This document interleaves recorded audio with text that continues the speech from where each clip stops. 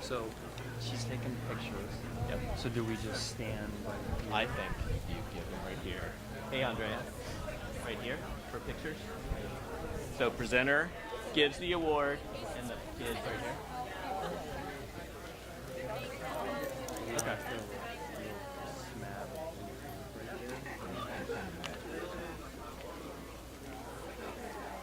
Because I could put a little piece of blue tape, Andrea. You think right here is this good? Okay. Okay.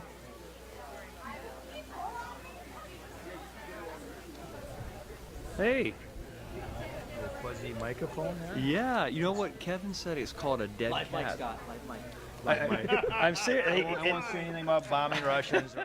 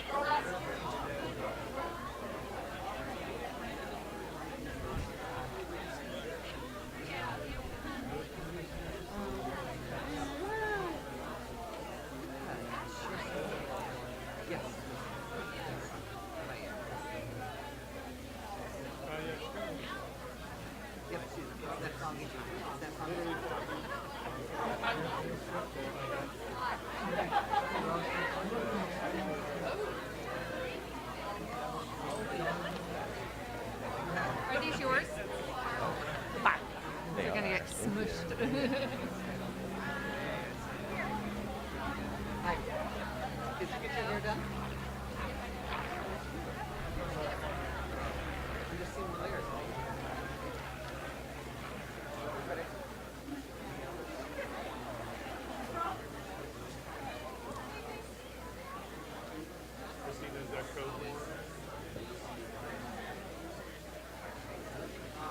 Let me know when either of you needs.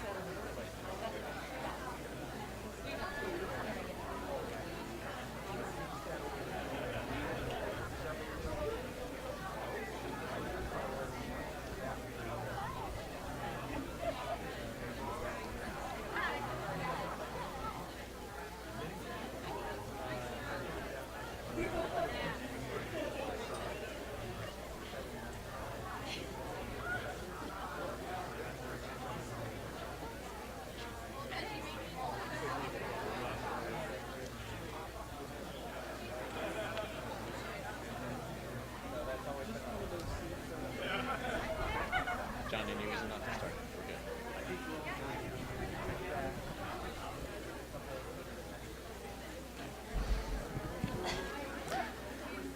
Welcome to our annual award ceremony. We are so pleased that you're here. Yes. Tonight's ceremony was a product of a lot of work behind the scenes, and I would like to thank several people. Matt Bauman, Fauna Oldfield, and the facilities team for their help setting up. Andrea Sanico and Maya Thielen for producing the program, and Andrea for taking photos this evening. And of course, the faculty and staff presenters, including our 4 guest presenters, Vivi Fenwick, Dr. Doug Sunday, Bentley Mundell, and Michael Dove.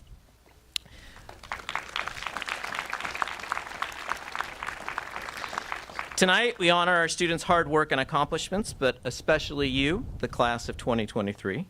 At this time, I would like all of you to stand so we can give you a round of applause for everything you have done for York School. So please stand, class of 2023.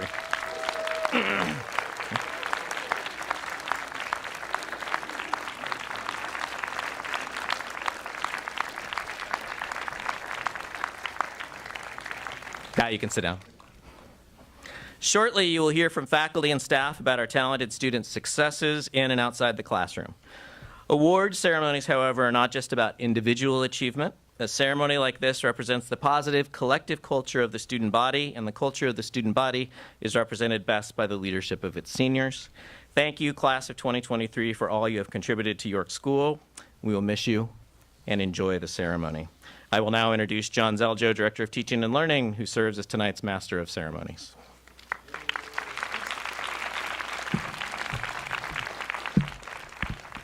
Good evening. I'm honored to be the Master of Ceremonies tonight. As I look out at our graduating seniors, I'm reminded that this has been a unique last few years. But one thing is clear to me: we are an exceptional community. All of us, students, faculty and staff, and families too. We're gathered here tonight to celebrate the accomplishments of dozens of students, which would not be possible without the support of faculty, staff, and families. It's been a challenging time for all of us. We've had to be adaptive and creative and go way out of our comfort zones. More than in any other time, I've remembered this year working with families and faculty and why I decided I wanted to be a teacher.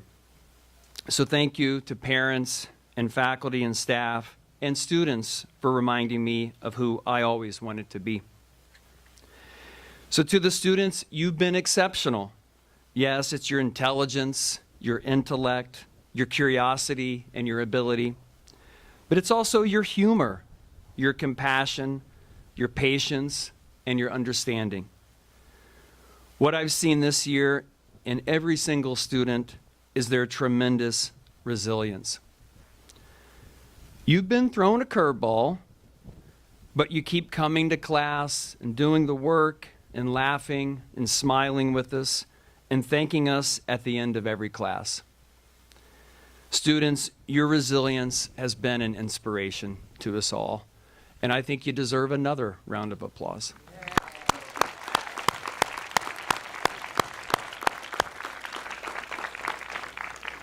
With that, let's get on with the show. Our first recognition tonight is National Merit Recognitions, presented by Dean Partlow, Director of College Counseling.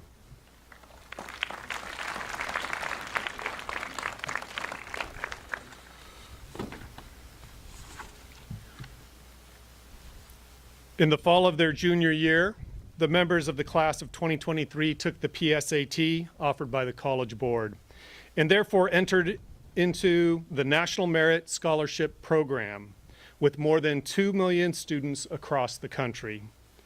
Of the 2 million test takers, the National Merit Scholarship Corporation identified 34,000 students, 34,000 high-performing students as commended students due to their exceptional performance on the PSAT. The following York student has been honored with the distinction of Commended Scholar. Please come forward to receive your letter of commendation, Joseph Zhao.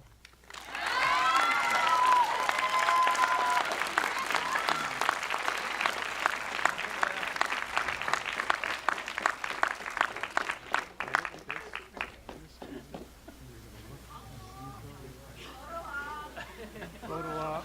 Congratulations. Well done.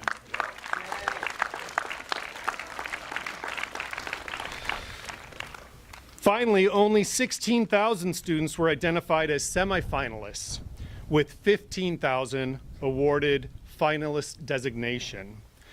The York School National Merit Finalist Scholar for the class of 2023 is Joseph Smock.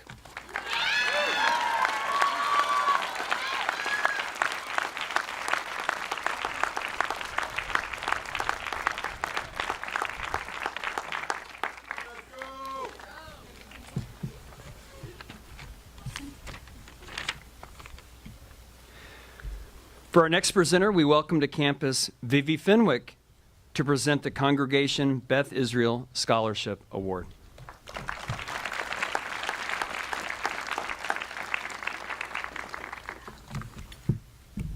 Bring that down Hi, thank you. Thank you for giving me the space to present this award. Congratulations to the seniors and the families. I was in a similar spot a year and 3 years ago. So hang on to these moments because it's true, the days are long and the years are very, very short. So enjoy this next gap before they continue their journey. I'm a member of Congregation Beth Israel. We are a small and mighty Jewish congregation on the Central Coast. And I am the president of the College Scholarship Committee. It was started in 1998 by a woman named Judith Maslia. She passed away a little over a year ago, and we decided that we needed to continue her legacy and her dream. The focus is on giving back to the students that have given back to us. Part of our Jewish faith and our tenets, we have 613 mitzvot that we are supposed to participate in. Loosely translated, those are good deeds, the acts of kindness. But in the actual literal translation, these are commandments. They are things like passing on our education, knowledge, and traditions from generation to generation. They are to continue learning, asking, questioning, finding answers. And tikkun olam, which means repairing the world, giving back, making it a better place than what was given to us. Part of our application process are the same standards I think most application processes for scholarships require. You've been accepted into a school. You provide us with your transcripts. You provide us with your community service activities and hours. We go a little bit farther. We ask for not just the secular community service hours, but the Jewish community service as well. And that can be giving back to the school, local community, or greater. We ask for an essay telling us about how your Jewish faith and your Jewish upbringing, how has that transformed you? How has that shaped you? What have you learned from it? So we had a number of applications that came in. We try to encourage everyone to apply, and we try to give to everyone. And the student that is receiving the award today is Ben Lakeand.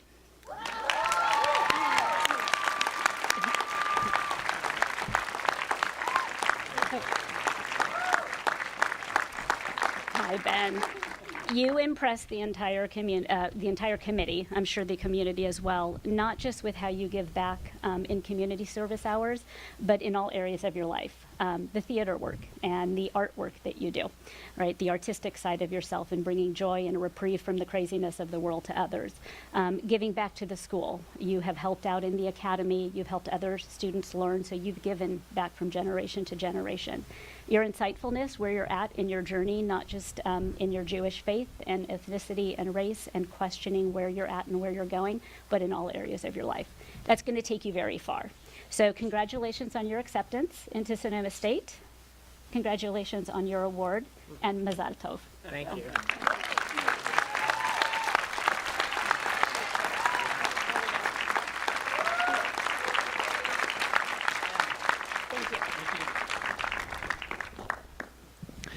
Next up is the annual Medical Staff Scholarship from the medical staff of Community Hospital of Monterey Peninsula.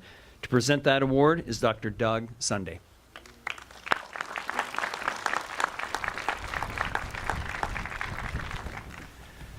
I'm Doug Sunday. I'm a plastic surgeon, and I work at Community Hospital. I just want to let everybody know it's exciting every year for me to come and see what a great school and great community you guys have at York. I wish I could have gone to school here. It's really an honor for me to be here today. Today, I'm representing the CHOMP medical staff to present 3 scholarships. The CHOMP Medical Staff Outstanding Student Leader Award has recognized top students throughout Monterey County for the past 19 years.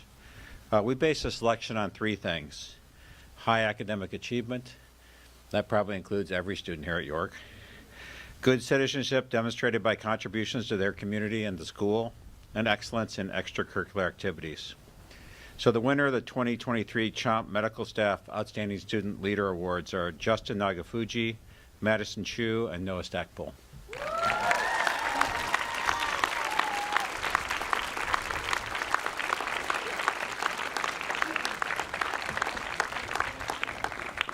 And they might not be here. Oh, there he is. There he is.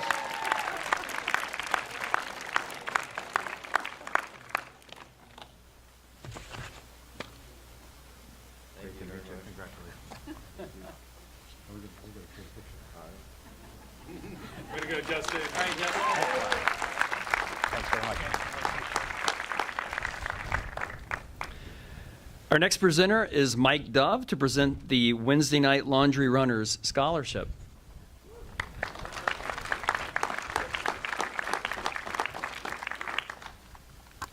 You can see I'm wearing running shoes. The Wednesday Night Laundry Runners have a very strange name. We're basically the only adult running club in the Monterey area and Monterey County. We have about 200 members. Club started in 1965. So there's been a run every Wednesday night near Pacific Grove High School for the last 58 years. It's one of the longest running runs ever. So we have members from age 18 up to 88, and everybody still competes, knows how difficult it is to be a distance runner. So the rug is moving. We like to honor runners who don't get a lot of recognition. So we have criteria that's very difficult as well. They have to be a senior who does both track distance runs, mile and 2 mile, and cross country. They have to be among the fastest runners in Monterey County. They have to have a good GPA. They have to have leadership. They have to do community service. So there's not many people who really qualify for this award. And you have one this year who started York this year. She moved from the Midwest. And I'm assuming made friends. It's difficult to do that in your senior year. But she's a wonderful runner, and I talked to her on the phone, a wonderful person as well. So Zola Hoffmeister, please come up.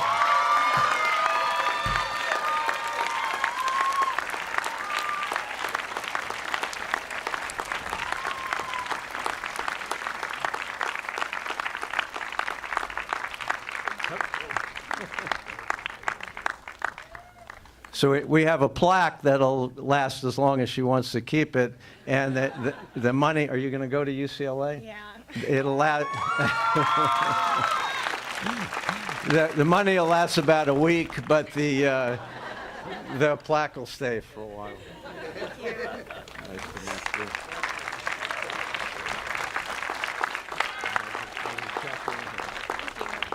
I want to take your picture.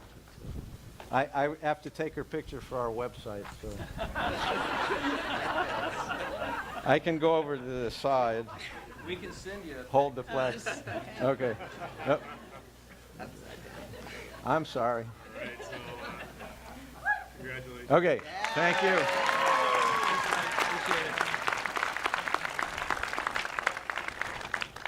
you. Next up is our friendly admissions officer, Chris Wilcox, for the Senior Shield Student Recognition.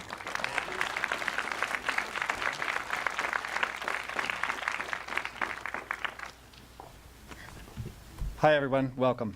As Director of SHIELD, I'm honored to recognize tonight's Senior SHIELD representatives. SHIELD is York's student ambassador organization whose members assist our institution by representing York at school and community events, both on and off campus. SHIELD members also act as hosts for prospective students and school visitors. And SHIELD membership develops character, leadership, and citizenship. As volunteers, you have shown enthusiasm about York, enjoyed meeting new people, been friendly and outgoing, and embodying the York values of honesty, respect, responsibility, and compassion. It has been wonderful to work with you. So I'd like to take this time to personally thank you before I call you up. It has been an honor to work with you at events, and all of you truly represent the best of York. And thanks for making us all look so good.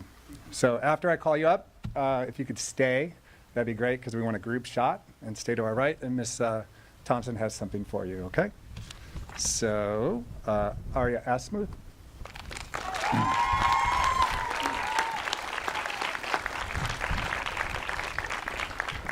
Lily Berry Smith.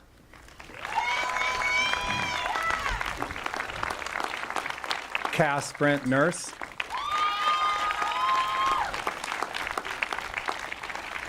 Maya Brent Nurse. Adriana Brown. Maddie Gill. Maya Gupta Lemus.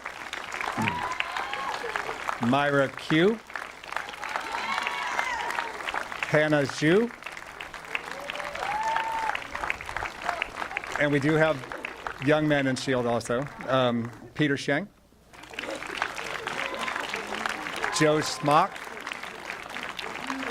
Joe Smock. Come on, Joe. Joseph Zhao. Derek Gao. Where's Derek? Is Derek here? Okay. And Brian Zheng. And last but not least, Simon Henrard.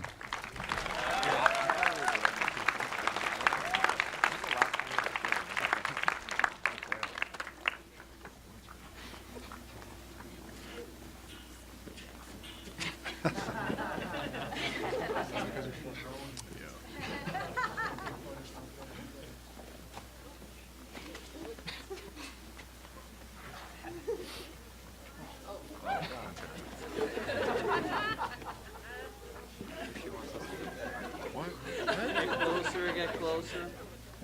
There you go. All right. Thank you, everyone. Sorry.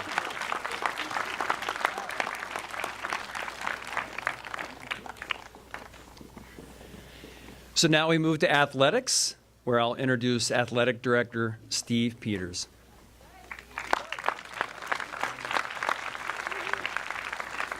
Thank you so much for being here tonight. So my first order of business is I'm honored to present the York Cup. The York Cup was an endowed scholarship that was created in 1999, and its purpose is to recognize sports speciality and high functionality. And so we have two recipients this year that both showed both of those traits while being strong in the classroom. That's the other criteria. One of them was he's now a double 2 years in a row CCS finalist in his sport of choice. He also shot under 80 3 weeks in a row. He's the leader of the golf team, a de facto captain, I would say, and that's Taiga Manami. Come on down. You stand right here. And then our other recipient has in the last 2 years has scored 58 goals in soccer. Just incredible, and usually guarded by 3 to 5 players to stop her from scoring. She's a wonderful person. She also has an excellent academic record, and that is Samantha Ortiz Naranjo. Yeah, didn't know she was going to do it.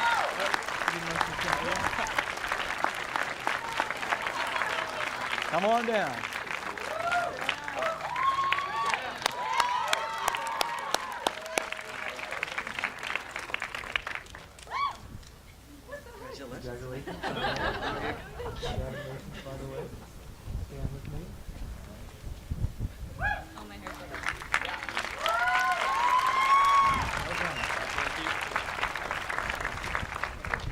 Should I introduce Ben? And then it's my great pleasure to introduce Bentley Mundell, York alum, whose grandfather helped start the golf program at York School.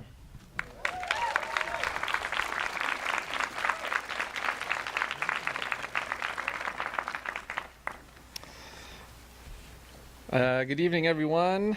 It's my pleasure here to be presenting the Ben Doyle Award in honor of my grandfather and our family. This year's Ben Doyle Award is going to a true student athlete who is humble, gracious, and plays every sport with passion, intensity, and focus. He is described as the ideal teammate, who is very talented, reliable, and ready to be competitive in every endeavor that he undertakes. In academics, he's a straight A student in AP Biology, AP Calculus. I don't know if these were here. Yaz English and Yaz U.S. History when I was here. That sounds scary. I would have avoided them. Spanish 6 and Anatomy and Physiology. In sports, he was a first man on the cross-country team, a leader on the boys soccer team, and was a new member of the boys golf team and was instrumental in helping them win a division title this year. Again, it's my pleasure to congratulate Sebastian Del Toro for this year's Ben Doyle Golf winner.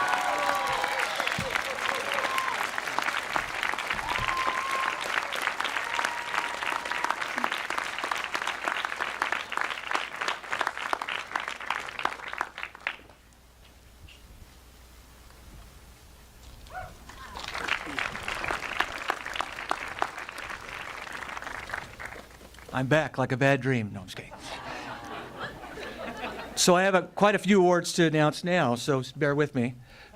This is called the Falcon Award, and it more or less is a very similar kind of criteria to the York Cup, but for seniors, because the York Cup is not available because it's for underclassmen. And I thought it'd be worthwhile to recognize senior achievement, especially in high performance in sports, and that assumes that, of course, they're doing well academically as well. And so if you could hold your applause, we have 6 recipients this year because we had quite a, I want to say to this senior class, only 3 of you never played a sport while you were at York. That's pretty amazing.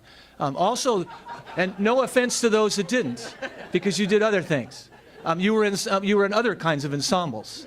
And this is not coercive, of course, because we do it voluntarily. So I think you should all pat yourselves on the back, and well done to everybody, regardless of what they did. So without further ado, let me read them off. Please hold your applause until we get to the end. So in recognition of her high achievement in field hockey, girls basketball, and girls lacrosse, Maya Brent Nurse. For her recognition in high-achieving cross-country and track, Zola Hoffmeister. For his excellence in swimming, including a league title this year in the Mission Division in his events, Robert Julian. 2-time CCS finalist, but also a basketball player, a girls volleyball player, a water polo player, Quincy Key. A superb tennis player. She was #1 on the tennis team. She's a superb basketball player, and she was a swimmer that was a very high-functioning swimmer, Myra Q. And an all-star, and he played in the county all-star game, and an excellent 4 years of excellent boys soccer, Tristan Flager. Come on down.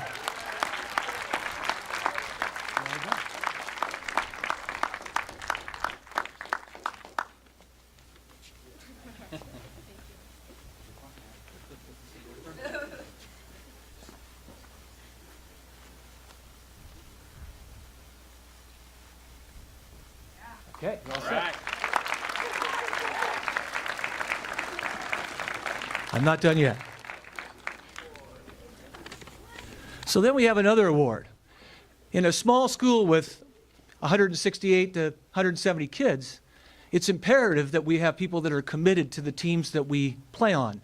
We actually offer 15 different interscholastic sports, which is unheard of for a school our size. And if it wasn't for the buy-in, as I was using those numbers before, that would not be accomplished. And so these are players that played a variety of sports, but without them, we would not probably have those programs. And there are 12 of them, so be patient. I'll read them off and talk about what they did, and then we'll give them a round of applause. So, #1, Vanessa Berrigan. I don't know if Vanessa's here. I've been looking around. I haven't seen her. So she played 4 years of girls field hockey, 3 years of basketball, and 4 years of girls lacrosse. Come on down. She's not here, so gotta applaud that one. Carla Cardenas for 4 years of girls volleyball, right? And also playing a linchpin on the soccer team. Nayeli Farias also coming down because she's imperative. She's the goalie for both our girls field hockey and our girls lacrosse teams. Maddie Gill, another 2 to 3 sport athlete all 4 years. She was here, girls field hockey, girls soccer, and sometimes, I think she played 1 year of girls lacrosse. Did you not? Before the pandemic. Yes, that's right, 3 years, I guess I should say. Allison Griffith for both girls field hockey and girls lacrosse. Mei Wang for her participation in tennis, girls basketball, and golf. Nika Peralta for boys cross country and boys soccer, and along with doing all the stuff he did with robotics. Well done. Peter Shang, cross country, boys basketball, and boys volleyball. Joe Smock, boys cross country, boys soccer, boys track, and boys golf. Alondra Valdez. Girls field hockey, girls basketball, girls lacrosse. Joseph Zal. Cross country, basketball, and golf. And Brian Zhang. Cross country and other sports, and driver of the robotics robot. Well done. So let me shake your hands and then we'll go on from there.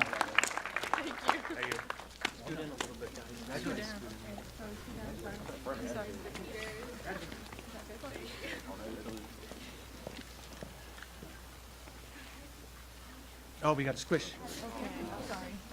Move more to the right. Is that far enough?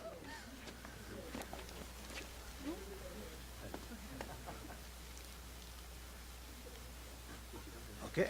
Okay.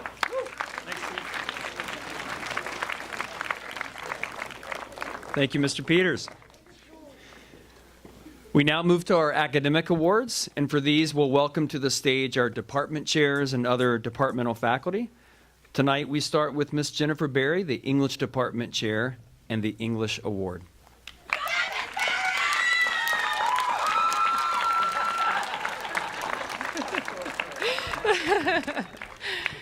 Good evening. So nice to see you here. This year's recipient of the English Award has deeply impressed their teachers in each of their 4 years at York. An avid reader at home, their love of language is indisputable. Prolific readers absorb the conventions and nuances of superb writing, which has been evident in this student's work over the years. Teachers have lauded this student for their subtle and polished analytical writing, their sharply honed creative pieces, and the lyrical style and vivid description within their sophomore speech. This student's love of a good story has also manifested in their deep engagement with literature, where their perspicacious analysis consistently elevated the tenor of class discussions. Other expertise has also earned this student praise. Their in-depth research skills, always conducted through a complex intersectional lens, and their adept presentation skills and use of rhetorical strategies to engage an audience.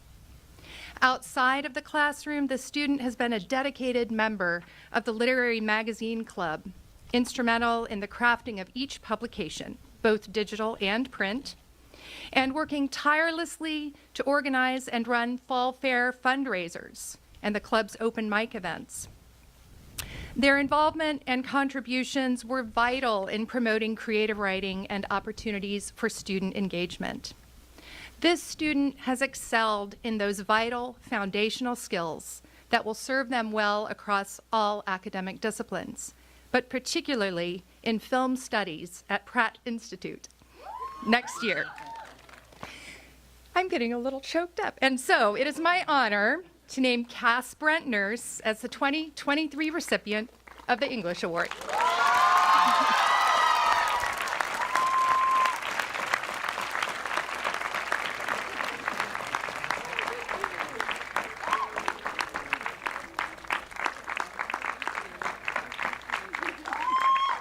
You good?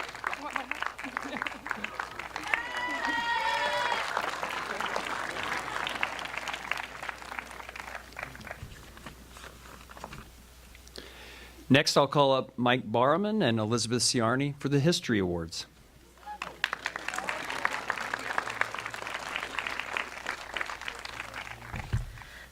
Good evening. 3 years ago, York joined the Rho Kappa National Social Studies Honor Society. Rho Kappa is the only national organization for high school juniors and seniors that recognize excellence in the field of social studies and provides national recognition and opportunities for exploration in social studies. This honor society hopes to encourage an interest in, an understanding of,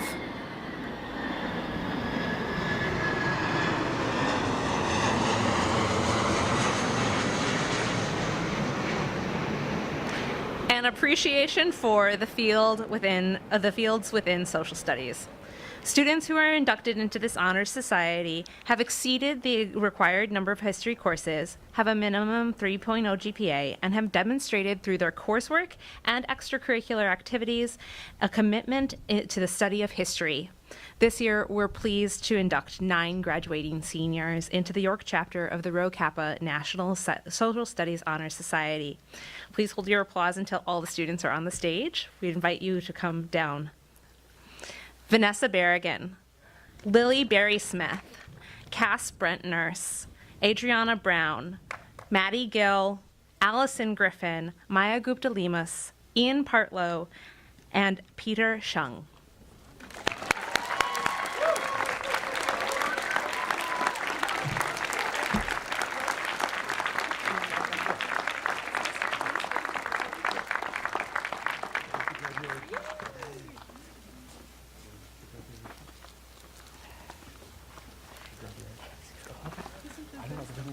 Mr. B's handwriting. Thank you, Ms. Barr. Thank you, Mr. B. Thank you. Thank you.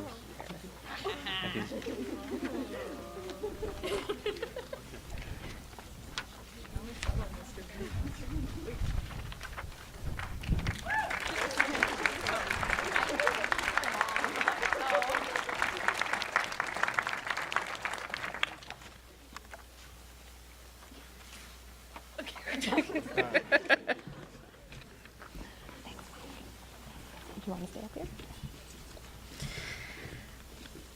The next award is the History Award.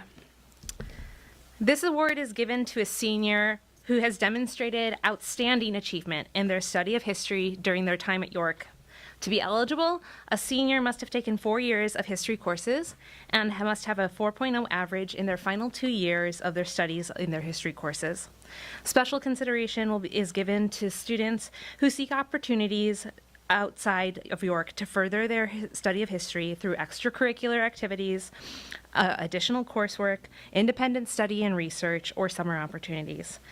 This year's recipient of the History Award is a consummate historian, a thoughtful and careful researcher, a skilled interrogator of both written texts and oral arguments, and a generous and empathetic interpreter of the past. Inside the classroom, around campus, and off campus at the Monterey Historical Society, this senior engages with the past with an eye to find applicable lessons for the present. We look forward to the continued historical studies we're sure this student will engage in, and perhaps the day when we might greet them as a fellow history teacher. The History Department is thrilled to honor Adriana Brown with this award.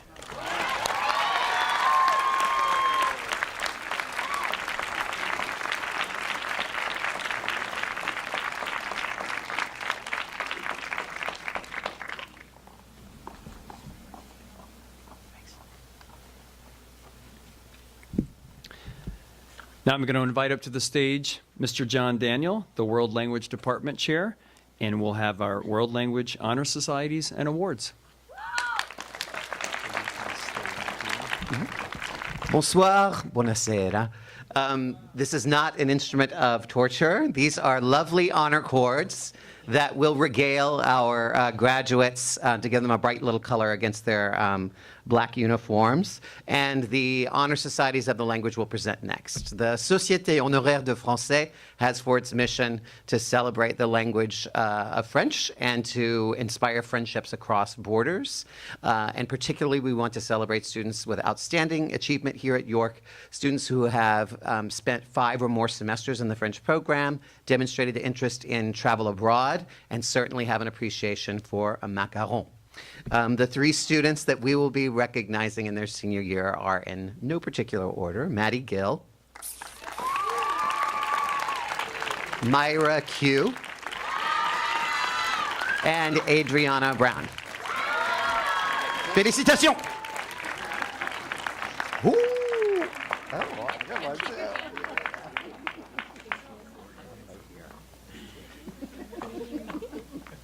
Okay.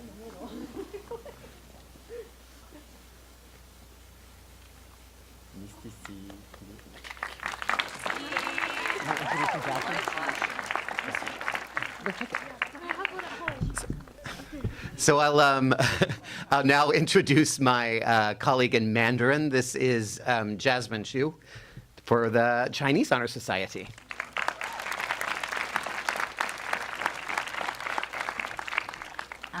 你好.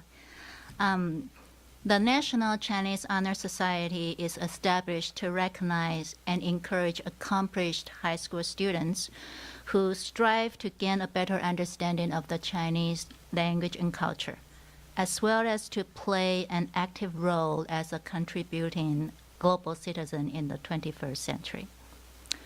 This year, there is only one senior who is inducted to the National Chinese Honor Society, Aria Asmuth.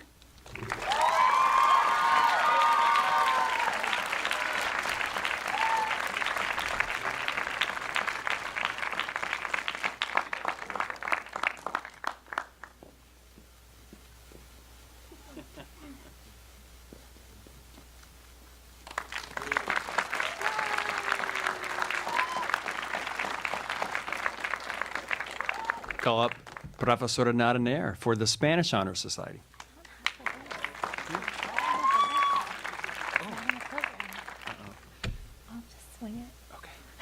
Buenas noches. This is the first time I'm actually recognizing in my 19-year career the Sociedad Honoraria Hispánica, and this recognizes excellence in not only the Spanish language, but understanding the nuances in the Hispanic culture, which are many, many, many cultures and dialects and varieties. And this year, we are recognizing a group of outstanding seniors. Please hold your applause and come forward. So these seniors will be Nico Peralta, Alondra Valdez, Aria Kieran Asmuth, Hannah Xu, Simon Henrad, Annie Lynn,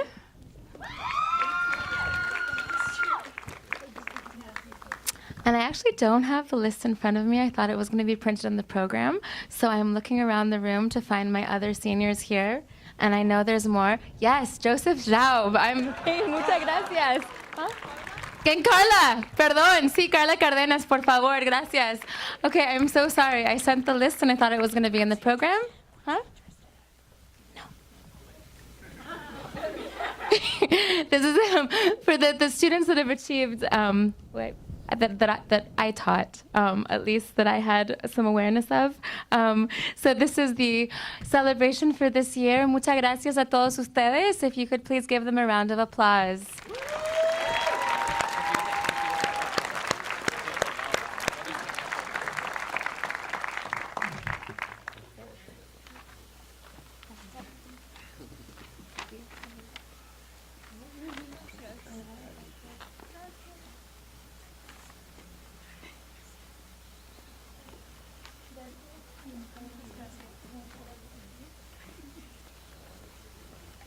Yes.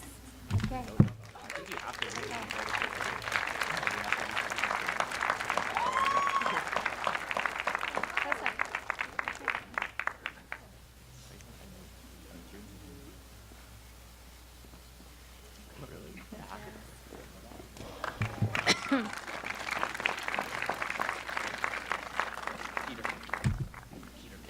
Oh, yes, I'm so sorry. So this is because it wasn't in the program. I'm very sorry. Peter Sheng, can you come down here? Maybe we can get another picture later. I'm sorry. This is what happens when you rely on smartphones and can't find your messages and didn't print it out. I'm so sorry, Peter. Muchas gracias. See?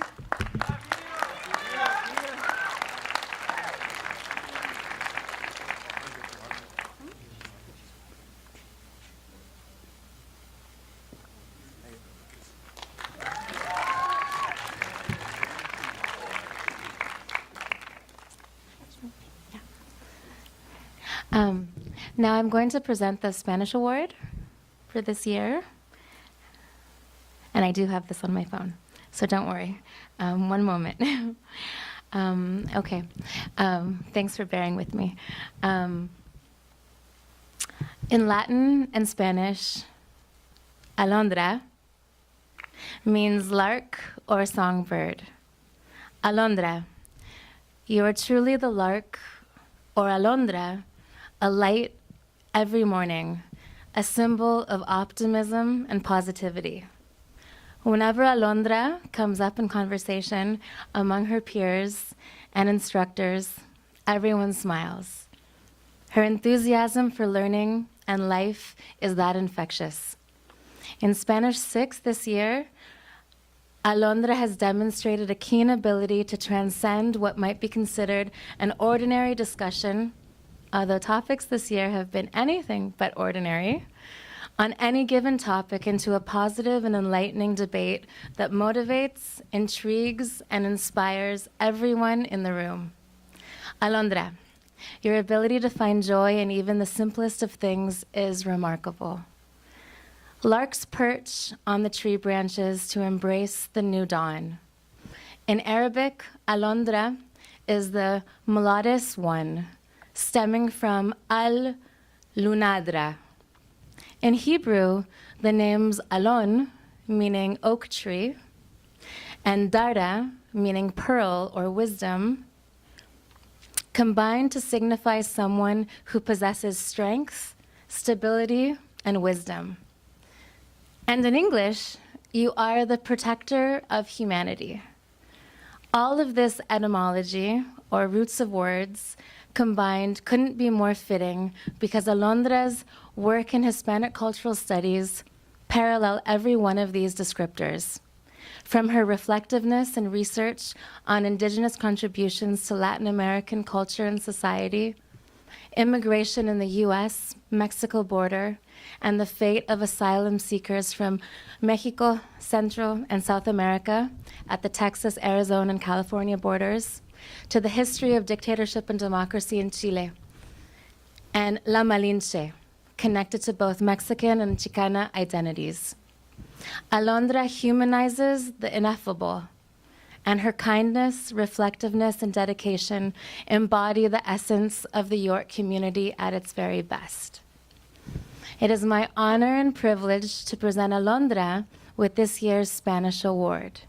In the words of Chilean Nobel Laureate and pioneer for women in education, Gabriela Mistral, donde haya un árbol que plantar, plántalo tú. Donde haya un error que enmendar, enmiéndalo tú. Donde haya un esfuerzo que todos esquivan, hazlo tú. Where there's a tree to plant, you plant it. Where there's a wrong to be righted, mend it yourself. Where there's an effort that everyone else avoids, do it yourself. Let it be you, the one who moves the stone out of the way. Felicitaciones, Alondra. Muchas gracias.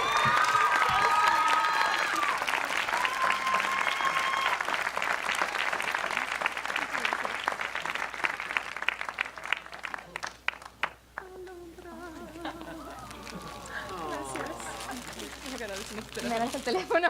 Ok, muchas gracias. Sí.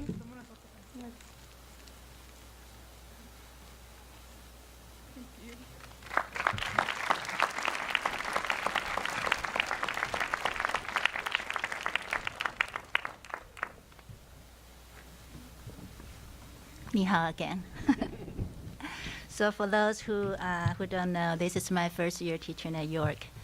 And I remember at the beginning of last semester, this student was a bit overwhelmed by the immersion-based approach to language learning.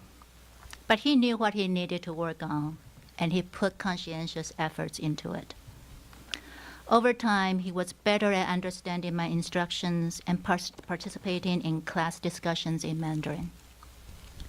Toward the end of the first semester, he was able to perform a skit and give a presentation more confidently using various verbal and nonverbal communication strategies to get his meaning across. Not only that, but he also pushed himself to use complex sentence structures, including some of the most challenging sentences that he has learned from class. This semester, he has been working on spontaneous speaking and has made a steady improvement. This student is not only a conscientious student, but also a kind, encouraging classmate with a quirky sense of humor. It has been a pleasure to get to know him this year and see his growth over the past year. It is my honor to present the Mandarin Award to Johnny Goldberg.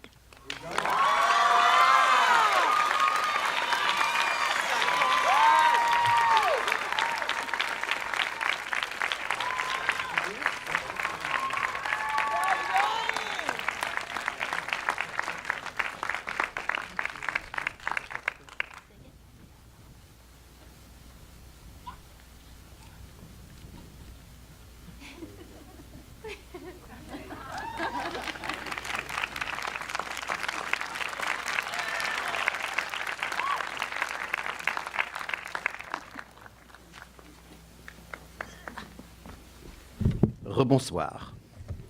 In August of 2018, Taylor Swift's Delicate from the album Reputation was at the top of the charts. In August of 2018, Adriana Brown, 8th grader, began her study of French at York, where she too would top the charts and where she too may have been perceived as delicate.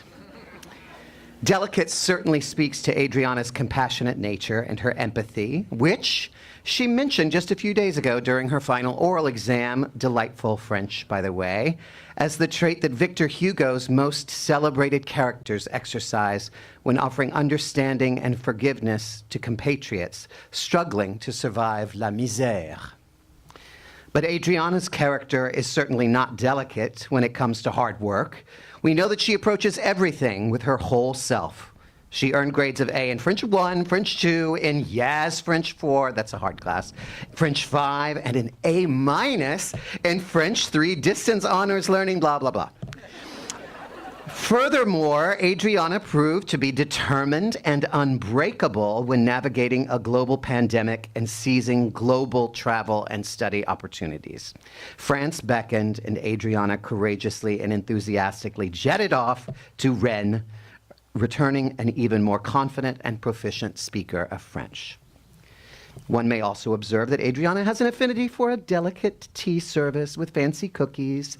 So it was with boundless creativity that she composed and was awarded for her Ode to Tea submitted to the Monterey Alliance Française annual poetry competition, and with savvy business acumen that she designed and pitched a homemade cookie delivery service for Yaz French 4.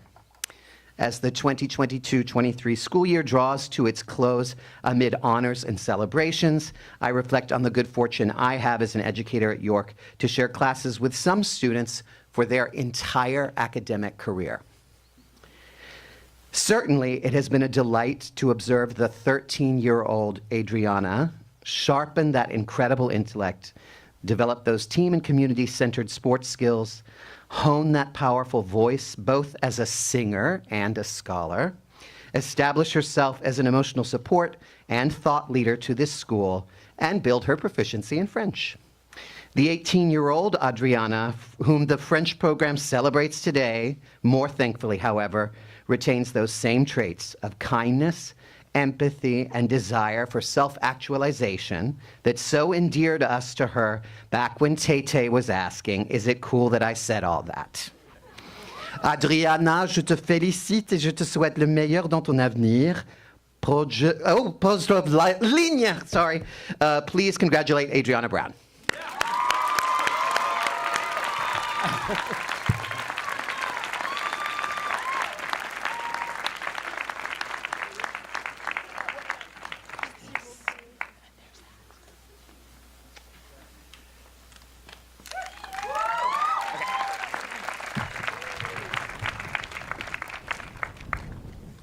Wow. Next, we have the Mathematics Award with June Traxel.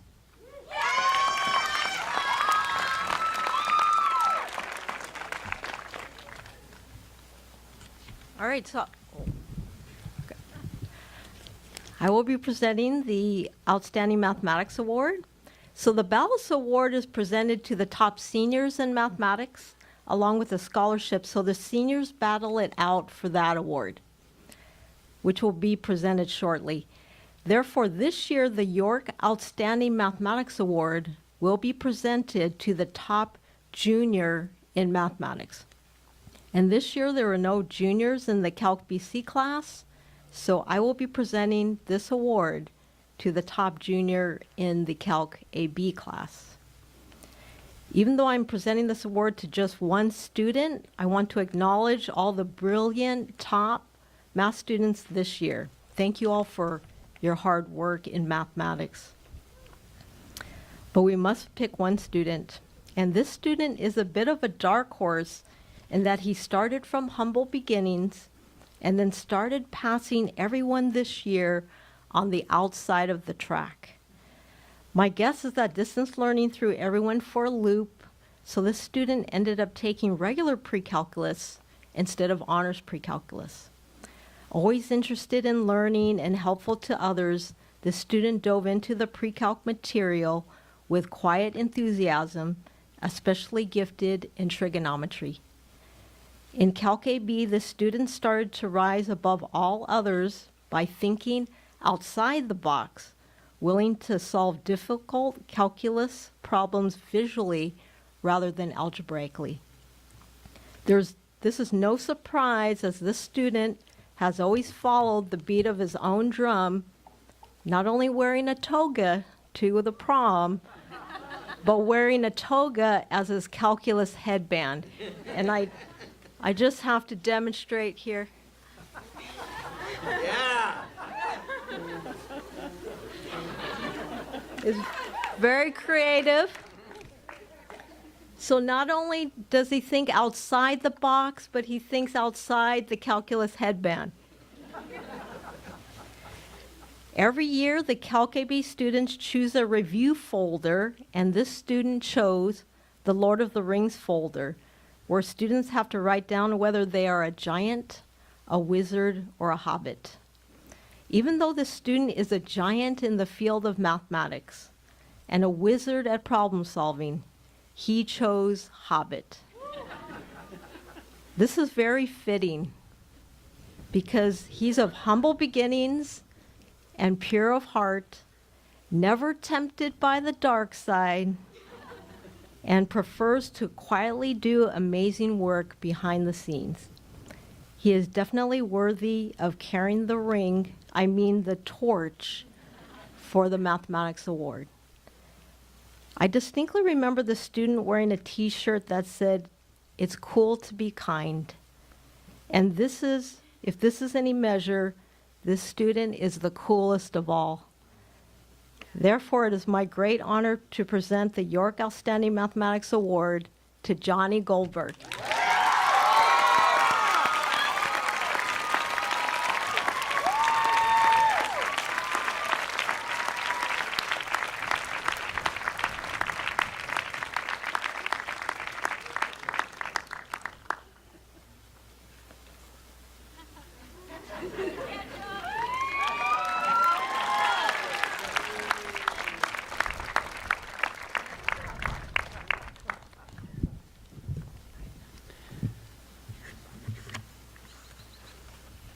Next, we'll have the Ballas Award.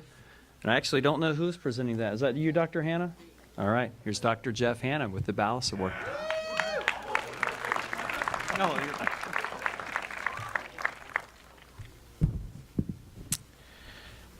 The R.P. Ballas York School Mathematics Award recognizes 2 York seniors for their achievements in mathematics.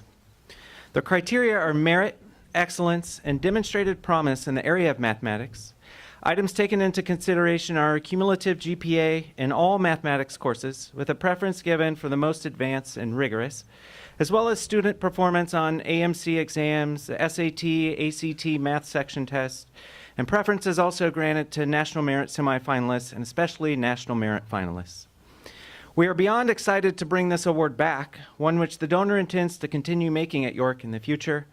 Thank you to Robert P. Ballas for establishing this award at York, and to the Monterey Trust. The recognition includes a monetary award of $1,200 to each recipient. Both recipients of this award have completed all of the math curriculum offered at York. Each achieved the highest or near the highest overall average of any student taking the same course during the same year for Honors Pre-Calculus, Math Modeling, AP Calculus AB, AP Calculus BC, AP Statistics, and so on.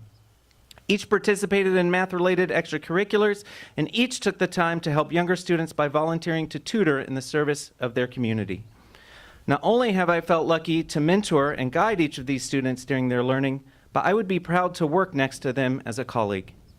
Likewise, each of these students was commended by all of my math colleagues as valuable contributors during class discussions, making their presence in the class beneficial to everyone.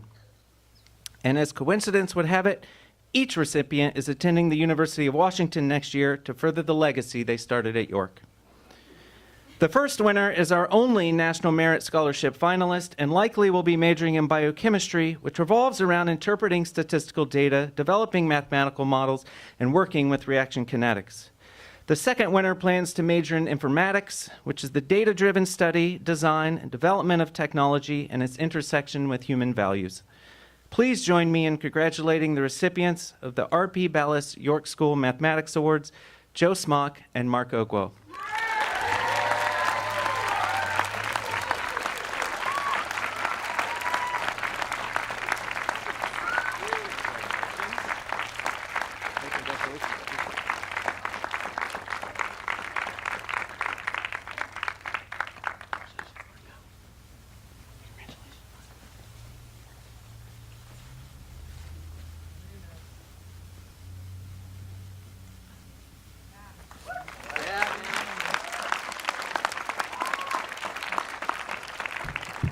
And we now have our science awards, biology, chemistry, and physics.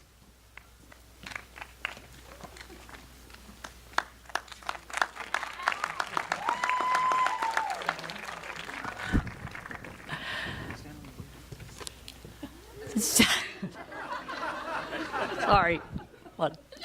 So one of my greatest joys is working with the amazing students that are here at York School. But I have to say that another joy in my life are my 3 adorable grandchildren, one of whom is 5 years old and learning to read.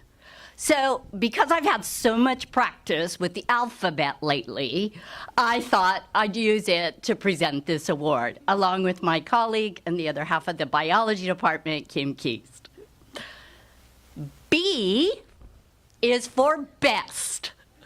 Although there was plenty of jockeying for the best position in the biology department, reference to our recent Preakness race, right? This student's test scores were always among the highest, if not the highest. Presentations, the most comprehensive and thorough, as voted by classmates. And with careful, precise techniques, this student's lab results were as close to accurate as we can hope to expect in a biology lab. I is for intelligent, inspiring, innovative, impressive, ingenious. Well, all those are good, but what am I thinking about? Oh yeah, interest. Indeed, not only was this student attentive to every detail in every topic in biology, AP Bio wasn't enough, as I often saw him in the lab next door poring over bones, muscles, and essential organs for his Anat Phys class. And finally, you might wonder how a student manages to tackle a rigorous academic curriculum and at the same time be a leader in student council, participate in robotics, play soccer, golf, run cross country, take flying lessons. He's going to be a pilot someday. Be active in multiple clubs, and so much more. Well, it takes organization. Amidst all of the activities vying for his attention, this student never missed a deadline, asked for an extension, or turned in work that wasn't at the top of his game. Okay, the more obvious O is for outstanding. And this definitely describes this student. So, although I could go on with LOGY, it's probably already pretty clear that Ms. Keast and I are proud to award the Biology Award for 2023 to Sebastian Del Toro.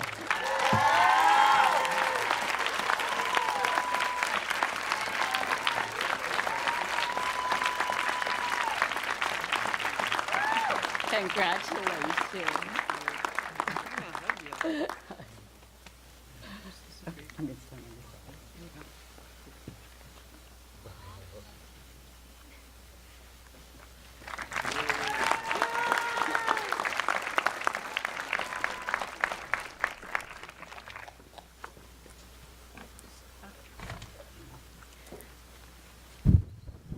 It's good to follow June and Pam because then I don't have to move the microphone very much.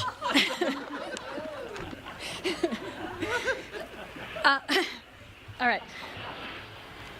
And we'll wait for the airplane.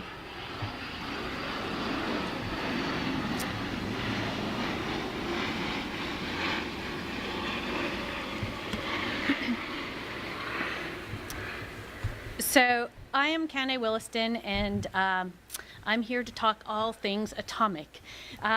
First, I would like to commend all the students who took AP Chemistry this year on their hard work. But tonight, I would like to recognize one student in particular. This student truly enjoys chemistry.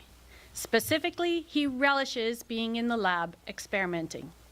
Once, after working for more than 2 hours on the redox titration lab, he said, "Can I just stay into the next period?" "No, you will actually have to go to some other class other than chemistry today."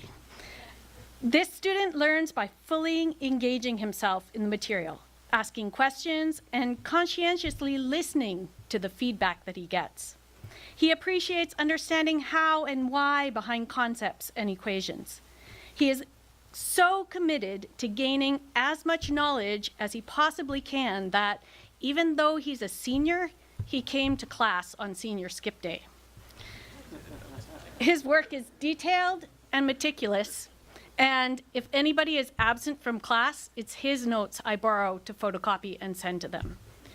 He has a fantastic attitude, and he's one of those students who does not hesitate to laugh at his mistakes, such as during our second lab when he and his partner added way too much nitric acid to their reaction. He's also quick to learn from those mistakes, and no one was injured during that lab. And after many repeated heatings, their percent error was actually quite low. During tutorials, if he is in the room, it is rarely quiet. He readily initiates discussion and collaboration with anyone and everyone who's in the room. He has an outstanding work ethic, endless enthusiasm, and a very strong attachment to his scientific calculator. Congratulations, Robert Julian.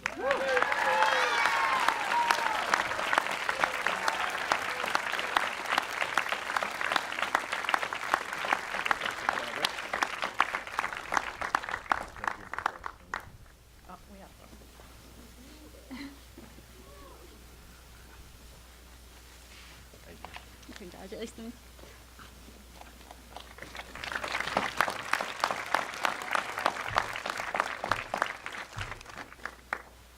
Hello, I'm Scott Johnson. I'm here to present the Physics Award.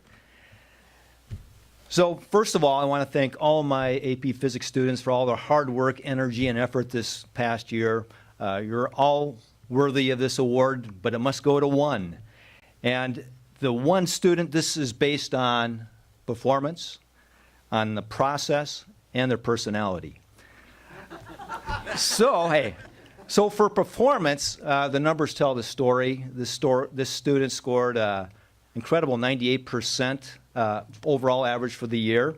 Led the class overall in the lab work, homework, exams.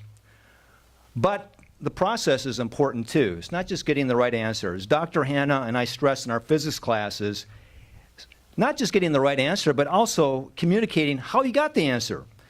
And this student does a fantastic job of that, explaining his work by stating assumptions, drawing diagrams, and writing the algebraic equations. Another important part of the process is doing the work. You won't master physics by reading a book or listening to a lecture. You need to put theory into practice, practice, practice. And this student did an amazing job at that with his always timely homework, carefully completed. And most importantly, when he had questions, he took the initiative to get the answers. In addition to doing the work, a big part of success is showing up, both physically and mentally. And this student showed up in a big way. He was often the first to arrive to class. He typically stayed late to ask questions. And during class, he was totally focused on learning. And because he had done the work, he was up to date on the lesson, and he was always a valuable contributor to our class discussions and problem-solving sessions. Just by being present, he raised the level of learning for all. And finally, personality. This student is a bit like an iceberg. That's right, an iceberg, but in a good way. On the surface, he's quiet and unassuming, but once you get to know him, you realize there's a lot of depth beneath the surface. He's such a super nice and happy-go-lucky guy who is always kind, and friendly, and helpful to his classmates and teachers. You might say he has a heart of gold. That's right, he's a berg with a heart of gold. Please join me in congratulating this year's top physics student, Johnny Goldberg. All right.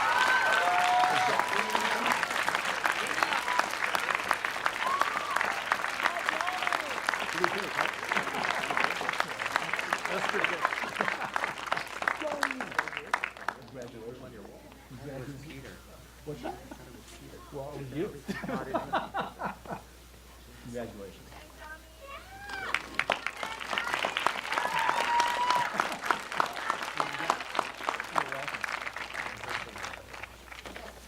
Is this yours? The Kylan Alexander Huffman 1990 Humanities Award is an endowed award in honor of a York alumnus who lost his life while serving in Iraq. It goes to a rising senior who shows passion for and excellence in humanities, including English, history, and languages. To present that award is English teacher Christina Nielsen.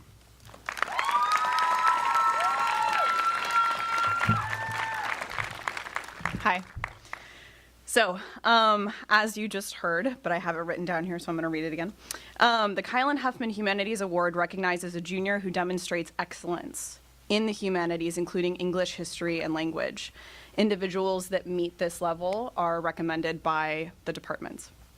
So this year's recipient of the Kylan Huffman Award is an individual who is described by all of her mentors as someone who truly loves learning, someone who is a kind, passionate, community-driven individual, a skilled writer, communicator, researcher, and performer. She is diligent and inquisitive, whose grit, passion, and motivation are not simply exceptional, but elevated further by her own sense of integrity and desire to improve past her own personal best. She has what has been described as an unwillingness to turn in anything that does not exceed expectations. Her work consistently demonstrates a deep and driving curiosity and a dedicated practice of viewing the world through an intersectional lens. That is, to see herself and others, individuals and communities, topics and events, to see how they relate, connect, and critically interact. She deeply cares about people and her place in community. She actively engages in reflection and discussion with her peers and mentors in conversations that center justice, leading in vulnerability and enthusiasm and a genuine desire to connect and contribute. She enthusiastically participated in the production and performance of a play and 2 musicals this year. She worked on an action research study about emotional labor, the abstract of which was submitted and accepted to a conference at the University of Iceland in Reykjavik. And she created her own project in which she researched, curated, and exhibited the work of Stanton Macdonald Wright in an art show that we held over there. At York for us and the broader community. These are but a few of the many things that she has done just this year to demonstrate her love of learning, to share her talents and her hard work and her joy with all of us. So please join me in celebrating and congratulating Marie Claire Davenport as we present her with the Kylan Huffman Award.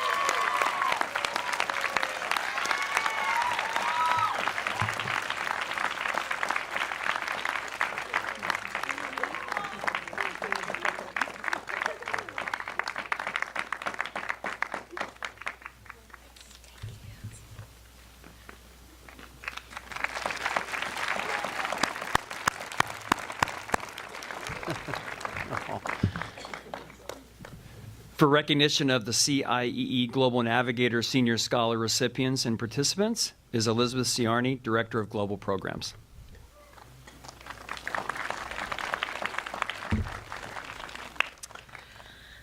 Since 2015, members of the York student community have spread their wings and traveled abroad all over the summer. This year, more than a third of our graduating class participated in the CIEE Global Navigators summer programs. We applaud you for your courage and your learning as you step forth into the world and graduate and become global citizens. Please remain where you are, but stand up when I call your name. Lily Berry Smith, Maddie Gill, Adriana Brown, Cass Brent Nurse, Maya Brent Nurse, Ryan Dykus, Nayeli Farias, Maya Gupta Lemus, Quincy Key, Myra Q, Annie Lynn, Joseph Smock, Alondra Valdez, and Joseph Zhao.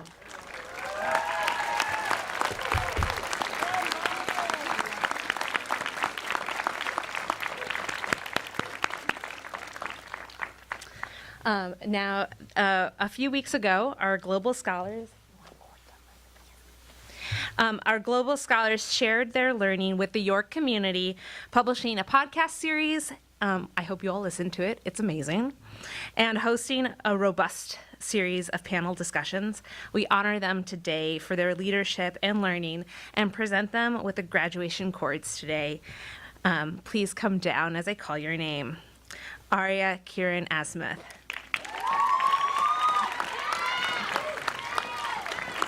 Adriana Brown. Ryan Dykus. Nayeli Farias. Maddie Gill. Maya Gupta Lemus. And Annie Lynn.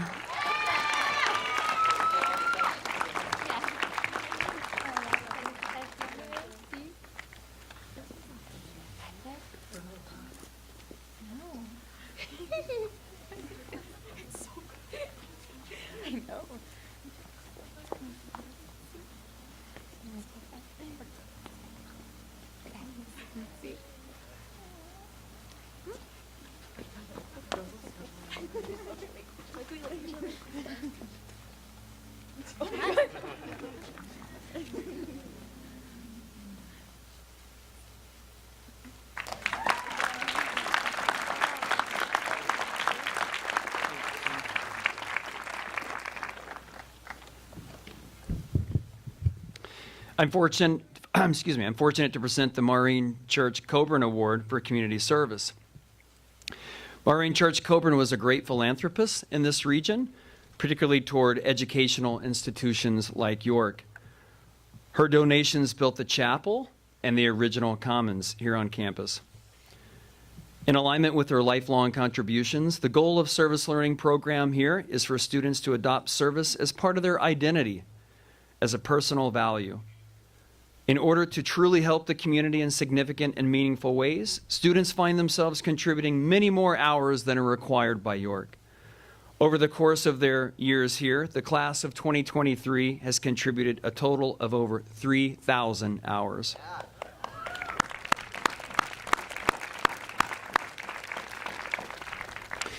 To further service and philanthropy at York, an annual award is given each year to a senior who has completed the greatest number of hours of community service. This year's award goes to a senior who has contributed almost 600 recorded hours during the last 4 years, and I know had COVID not gotten in the way, she would have completed many more.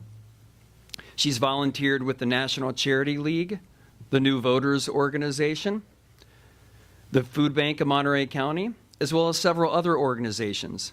She's also been a visible and significant part of the York community, volunteering her time with the Shield Student Ambassador Program and as a part of Student Council. I'm honored to present the Maureen Church Coburn Award for Community Service to Maddie Gill.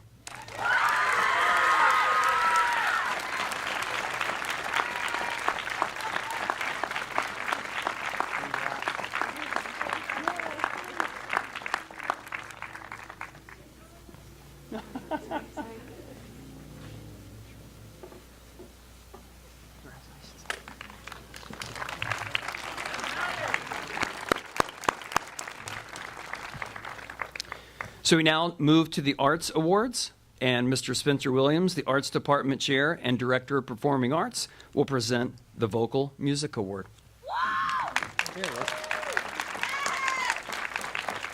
Good evening. Before I start, I want everyone, seniors, if you are a part of choir or chamber, to stand up.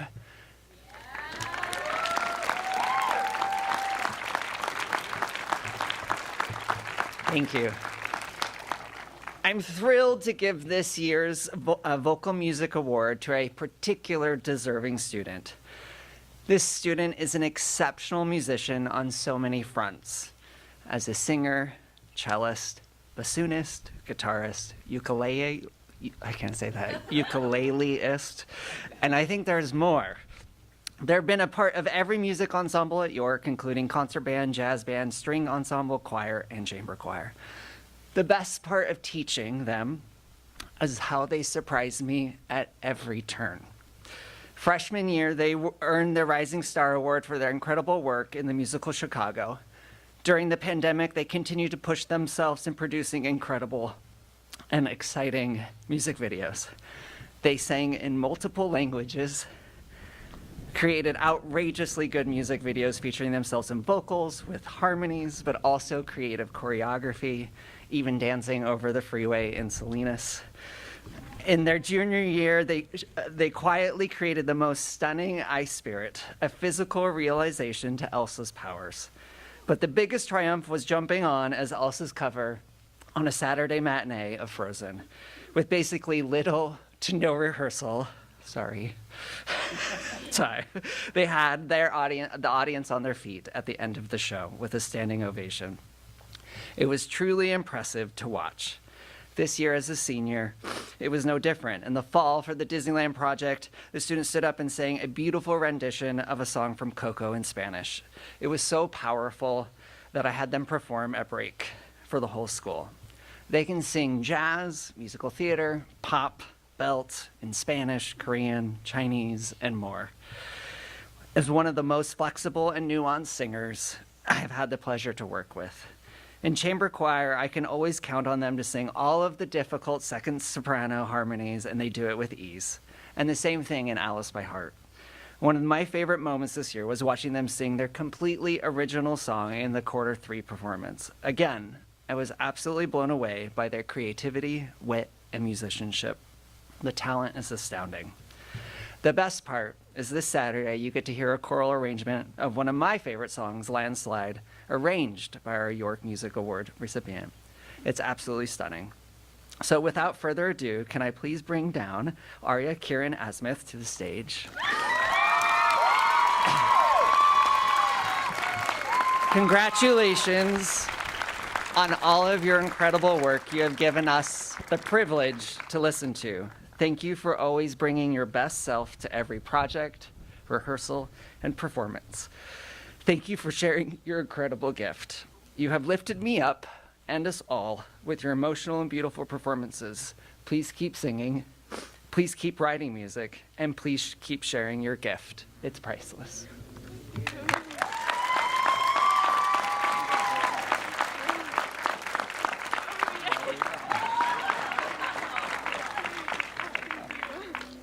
And here to do the instrumental music. Oh, I'm sorry.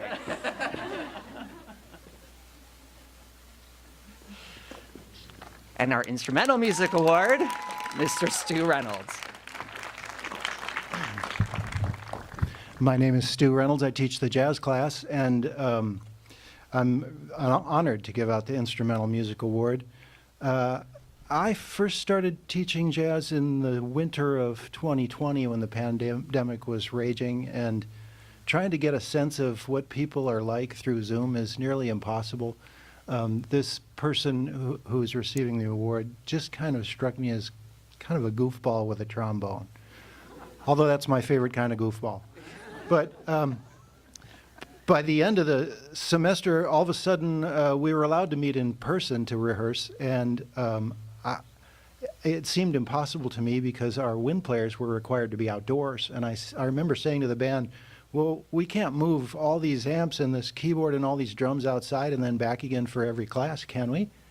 And this student said, well, yeah. And I said, but we don't have a drummer. I mean, you need a drummer to play jazz, right? And he said, I can do that. And he did a great job on the drums. The following fall, we were in a big tent up here, and I had 2 drummers, but I didn't have a bass player. Now, you cannot teach jazz without a bass. And this student said, well, I can do that. And he proceeded to do a spectacular job of learning how to navigate jazz music on the electric bass. For example, I'm sure you're all aware that improvisation is a major element of jazz music. When I bring a new piece to the band, I spend some time talking about those tools that an improviser can use to form a solo over that structure. I can tell you from experience that at the beginning, when you're asked to play your instrument with no written notes in front of you, it's a little terrifying. And so I'll talk about what works and what doesn't on this tune, and then I'll say, okay, who wants a piece of this one? And then I get to watch all the students try to hide behind their music stands, except my bass player, who's in the back of the room doing this. And so besides being the backbone of our band for the last 2 years on the bass, he's also a member of the Monterey Jazz Festival's regional all-star band. And he's not just talented, he's creative, he's spontaneous, he's got a wonderful attitude about learning, and he's got a fabulous sense of humor. In short, he's got all the tools that it takes to become a truly spectacular musician. And so the award this year for instrumental music goes to David Oliver.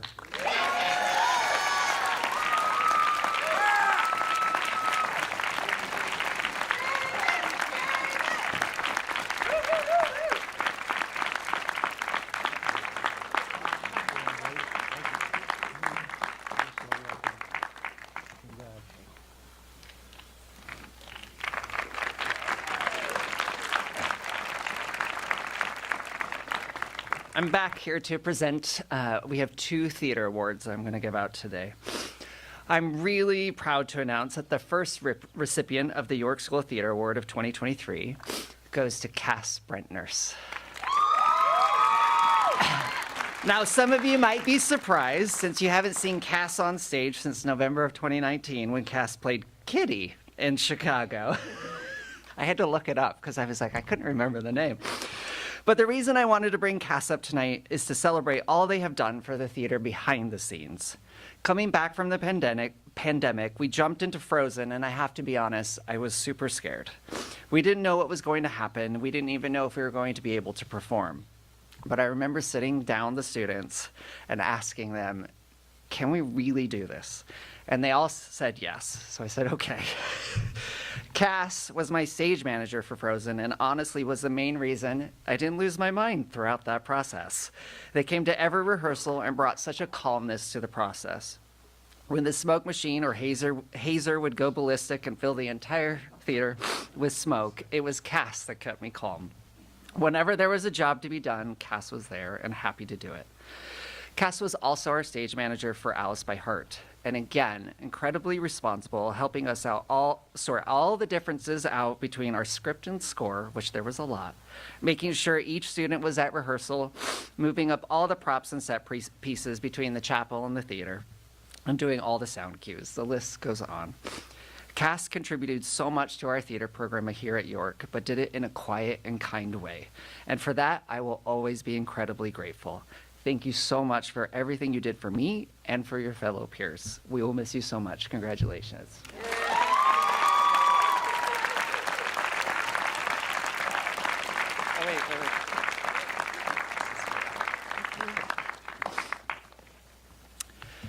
So I have to be honest, I completely procrastinated writing this because I didn't want to write it, because then it would be final. But here we are. So in August 2018, I moved 27,000, or not 27,000. Apparently I need to go to math. 2,700 miles from Boston to Monterey. I was so excited to become York School's second ever choir director. I knew it was a huge job taking over Mr. Murray's excellent music program, and it was even more surprised when I realized I was also going to be the fall director of the musical. Yes. Within the first week of school, I had to start auditions for the musical The Wedding Singer. Not knowing any of the students, I was crossing my fingers that the casting would work out. As each student came in and sang their 1-minute pop song, I was getting really nervous that I wouldn't be able to cast the leading lady, Julia. The seniors were such excellent character actors, and they fit perfectly into the ex-girlfriend Linda, the grandma, and the sassy best friend. But who was going to portray the sweet, a bit naive, unassuming love interest? Then Lily walked in and sang her heart out. It was such an easy decision, but then I looked at her audition sheet and remembered that she was only in 8th grade. An 8th grader as the lead? I couldn't believe I was going to do that, but my gut said she was it. She was special and she could carry this show, and she did.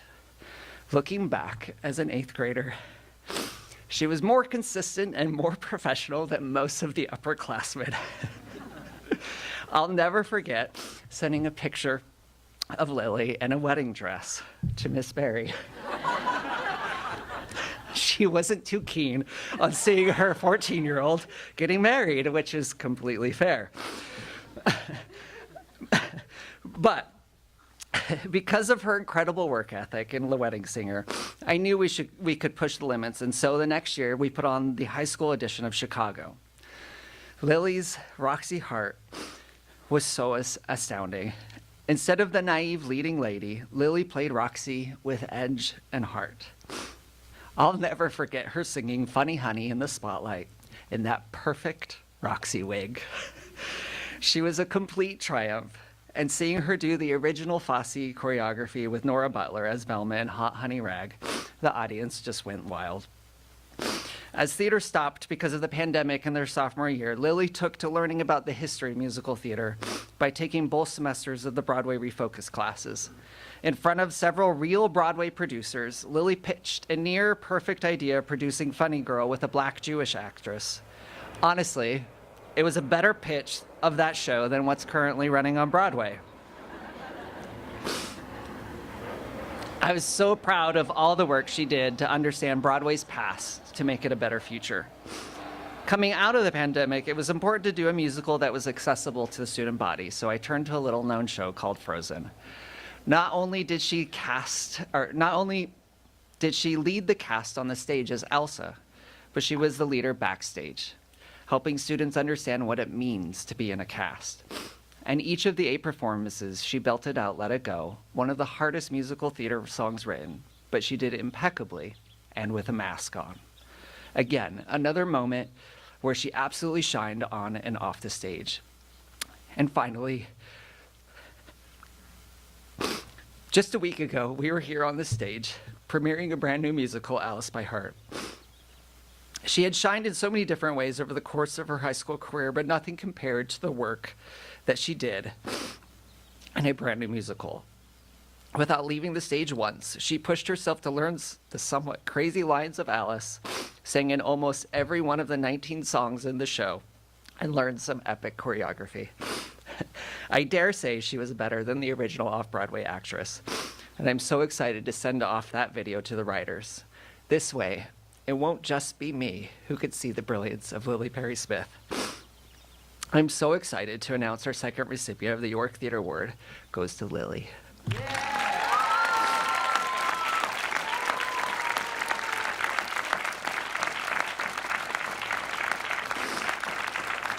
She's now made me cry twice in front of an audience. I'm so proud of the amazing performer, singer, actress, dancer, writer, and human you've become. I've had the privilege of watching you grow up, teaching you almost every day for the last 5 years. And honestly, I don't know what I'm going to do without any Barry or Barry Smiths in my life next year at York.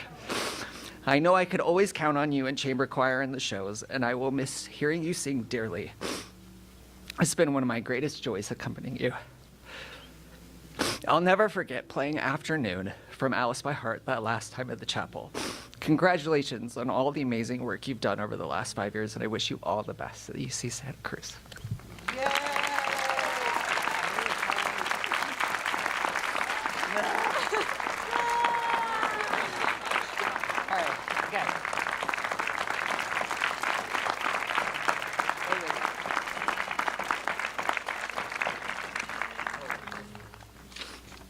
And now our visual arts, Mr. Gerard Martin.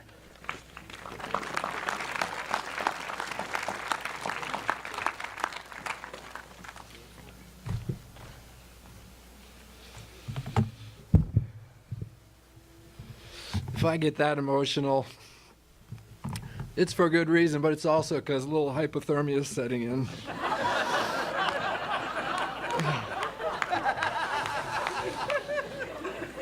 Oh, yeah. Got so many seniors out there. The Visual Arts Award for 2023 is going to an outstanding student, as always. And I'm looking up here, and I'm just going, I want to match Mr. Peters. I can maybe say that only 3 of you haven't taken an art class. Well, maybe not. But there's a lot of artists in that senior class, and it's a very creative group. There were several other students in the group that might have won this award in a normal year, but so many talented kids. Close in the running were Adriana Brown and Maya Gupta Lemos and Carla Cardenas and Hannah Zhu. But for outstanding work with oil paints and a variety of other mediums, the award this year goes to Maddie Gill. Yeah!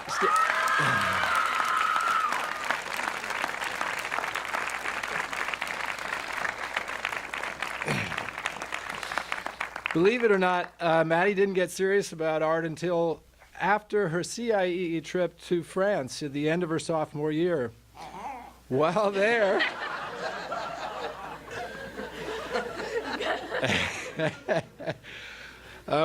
she went to the Louvre, to the Musée d'Orsay. There you go. Oh, good. And she thought, why shouldn't I be doing this? Maddie arrived back home with a plan. That she could make that pivot so decisively is a testament to her willpower and her absolute confidence in her ability. This is not a case of a gifted artist just falling back on what they naturally do. Maddie was not that experienced 2 years ago in art, and she struggled a bit. She had a difficult time with hands. We talked about it. Maddie, loves the human figure, and the only problem is, you got this beautifully painted human figure with little claws on the end of the arms.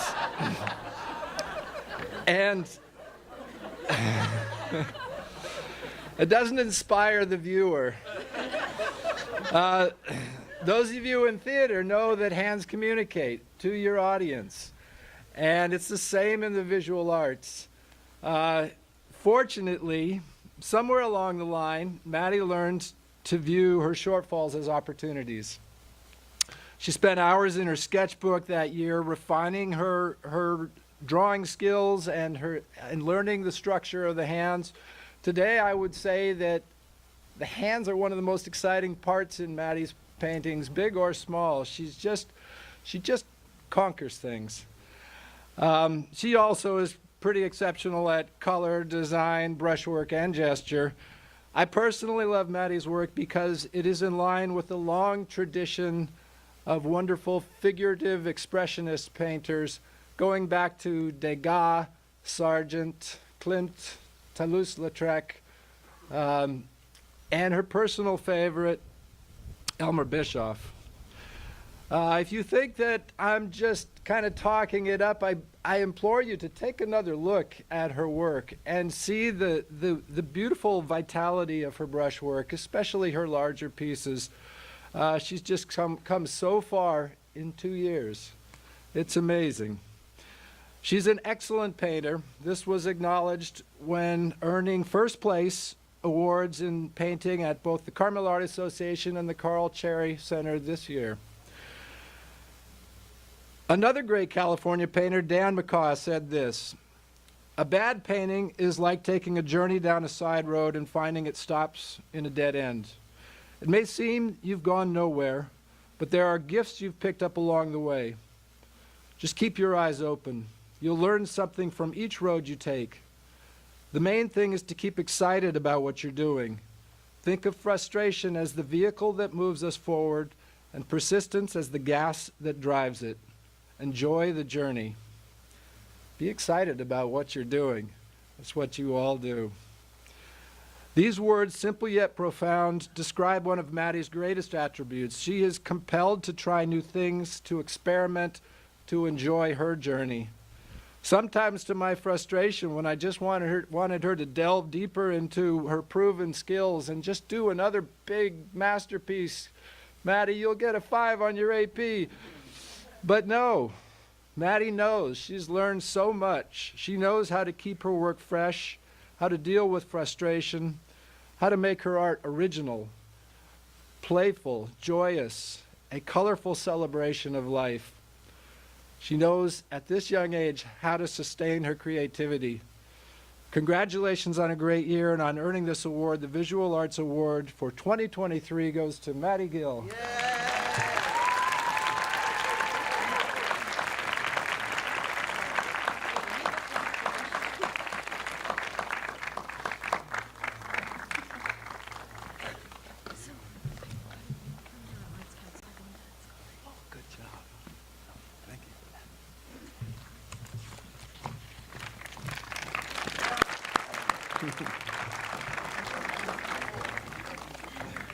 For our final arts recognition, Doug Key will present the Head of School Collection Award.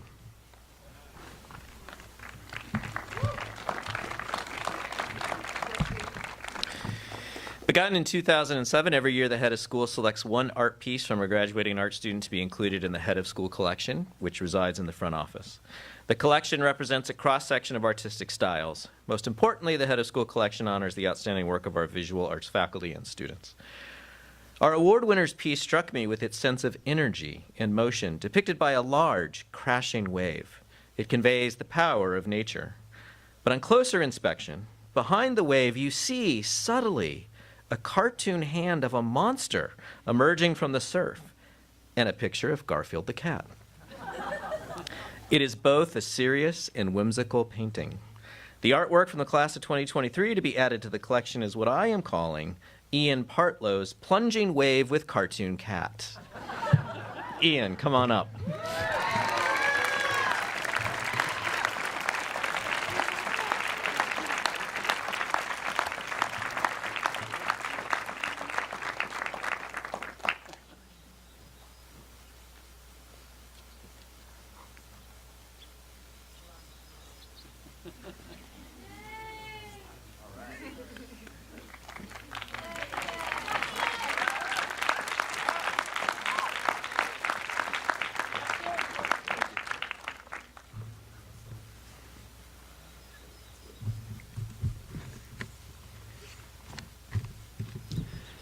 The Board of Trustees Rising Falcon Award is presented to a rising senior who shows great character and extraordinary academic promise. We welcome the esteemed Norelle Boyce, Chair of the Board of Trustees, to present this award.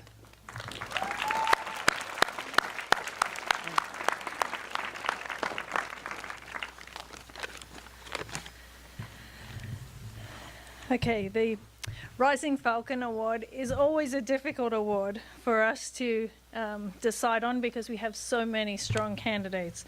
York students are amazing, each and every one of you, so this is hard to do.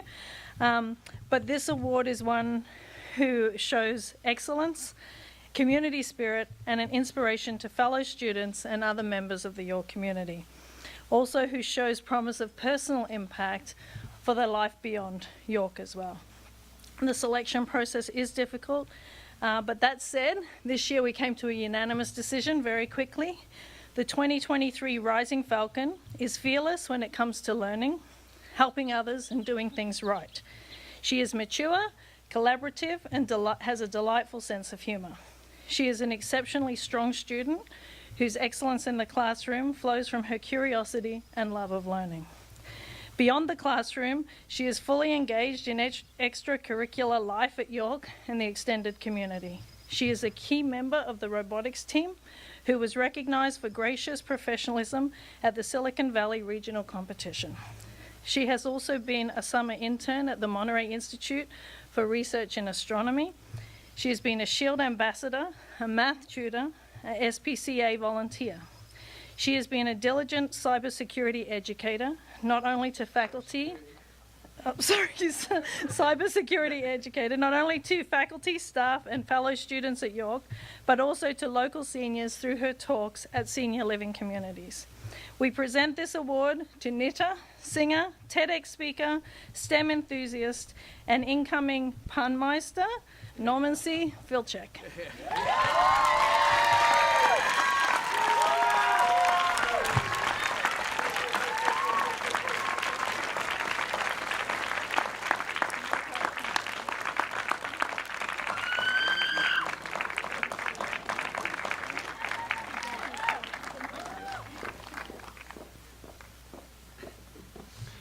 Finally, the Senior Honor Roll recognition, which recognizes seniors who have consistently demonstrated academic excellence during their time at York. Here's Head of School, Doug Key.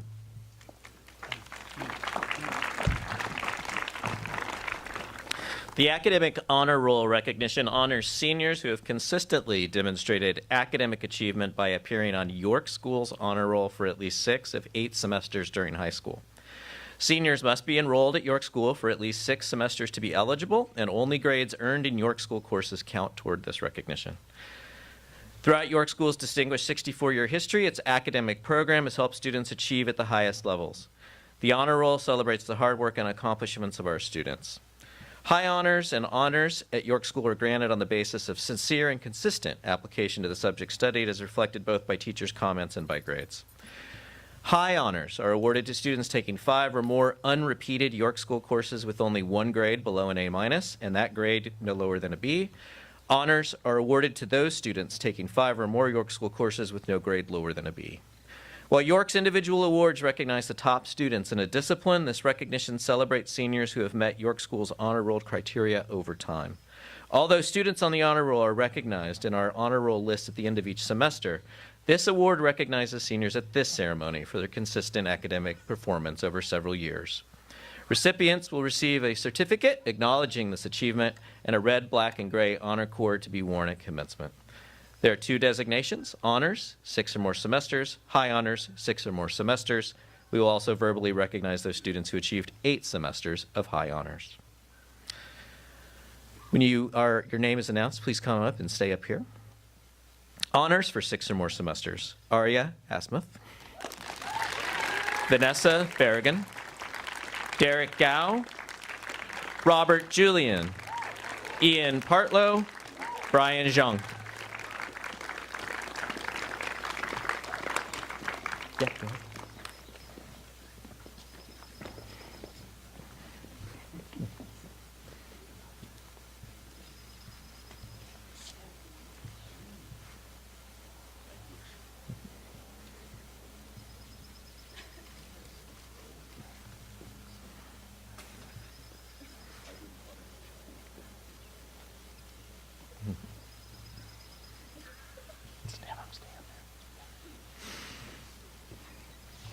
High honors for 6 or more semesters: Ryan Dykes, Marco Guo, Myra Q.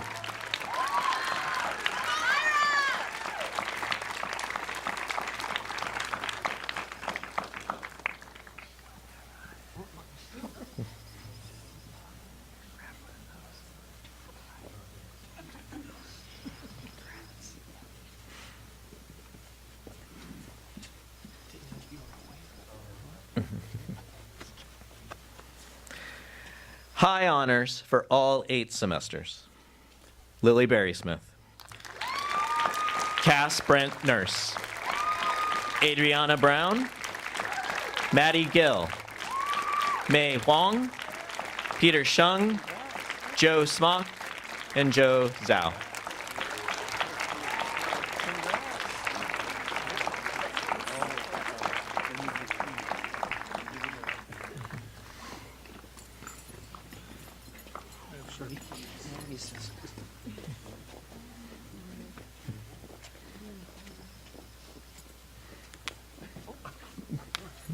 There we go.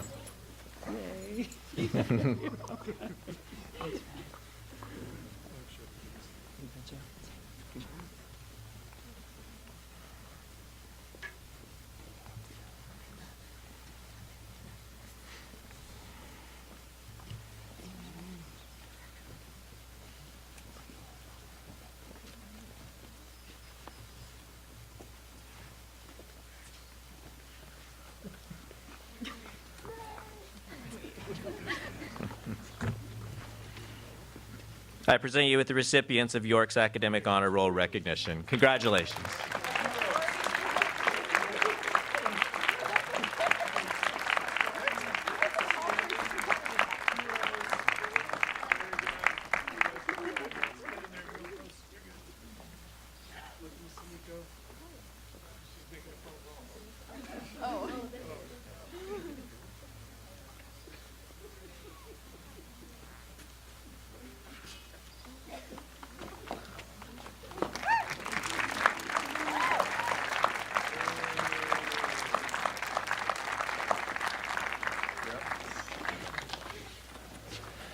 I'd like to bring down Chamber Choir. We have a special performance of Somewhere Over the Rainbow, featuring senior who has been in choir and chamber choir for all 4 years, Jack Gurman, and freshman Alicia Kennedy.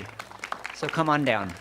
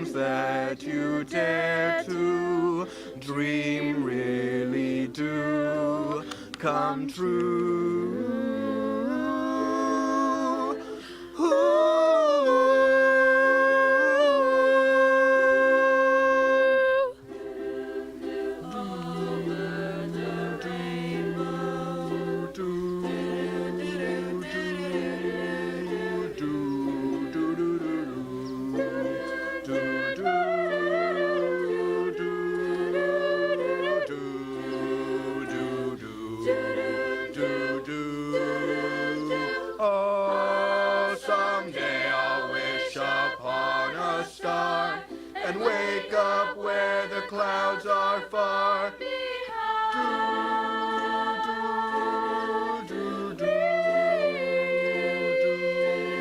Where troubles melt like lemon drops, high above the chimney tops, that's where you'll find me. Oh, somewhere over the rainbow, bluebirds fly,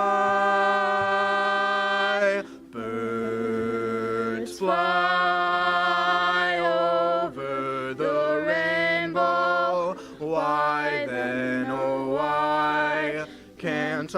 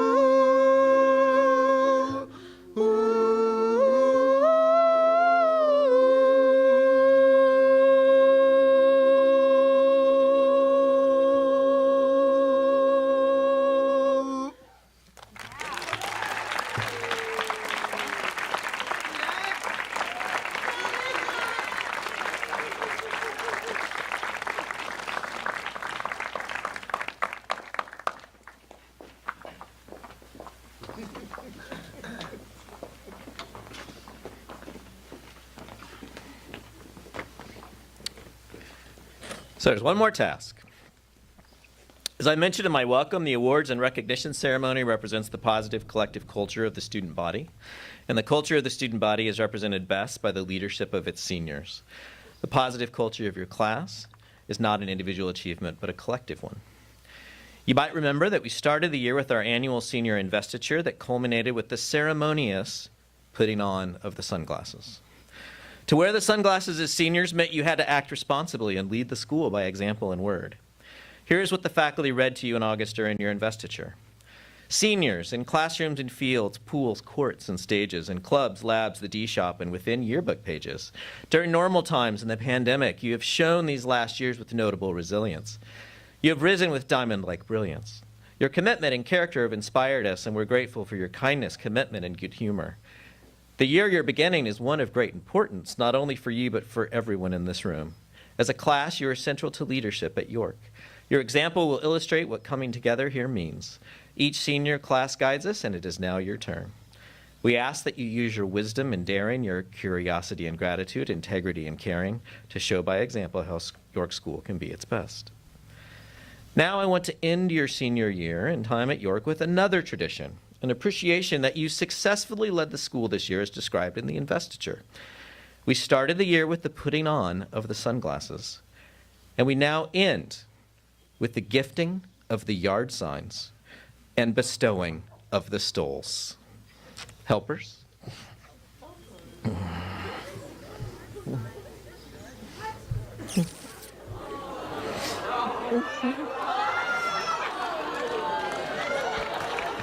Emblazoned with a blown-up version of your school picture and your first name, the yard sign is a well-recognized symbol that you have made it to the end of your journey and you are ready for your next adventure. I hope you or your parents proudly stake it in the ground outside your home to acknowledge this important transition in your life.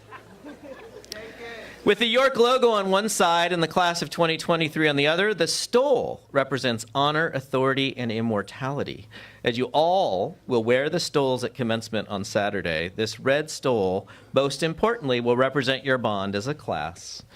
You all have reached this milestone together. Here are the instructions. When I call your name, please come to the front to receive your yard sign and stole. After you receive your sign and stole, Mr. Zeljo, Mr. Partlow, Ms. Thompson, Maya, We'll direct you to where we want you to stand. We would like everyone to remain on stage so we can end tonight's ceremony as a class. Because you started together, now you finish together. Aria Kieran Esmuth.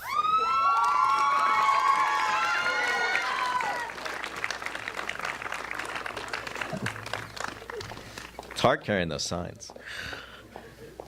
And a stole, and a stole, and a stole. There we go. You got to get your sign.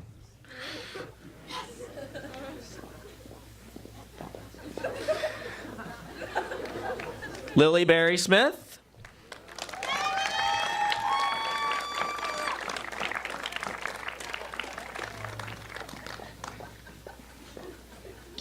Cass Brent Nurse.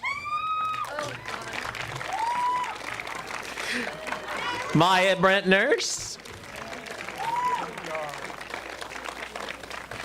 Adriana Brown. Eli Campbell.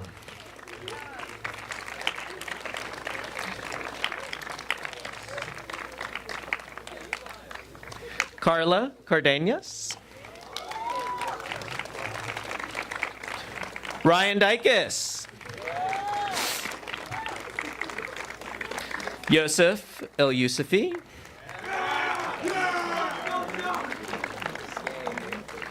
Nayeli Farias. Derek Gow.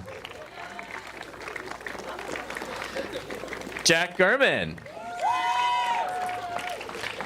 Maddie Gill. Allison Griffin. Marco Guo. Maya Gupta Lemus. Simon Hinrard. Faith Hill. Zola Hoffmeister. Mei Huang. Robert Julian. Chamberlain Key. Yeah. Quincy Key. Myra Q. Ben Lakens. Annie Lynn. Ian Partlow. Nico Peralta. Tristan Flager. I'm not showing my picture. Peter Shung. Joe Smock.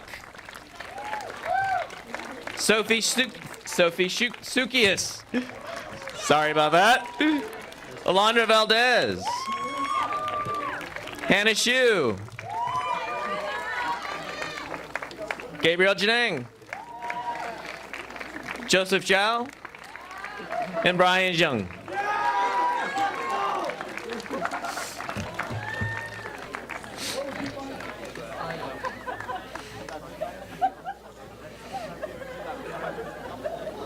Andrea, is there any way you can get a picture of this? All right, everybody, your sign right in front of you there. All right. Move in a little bit.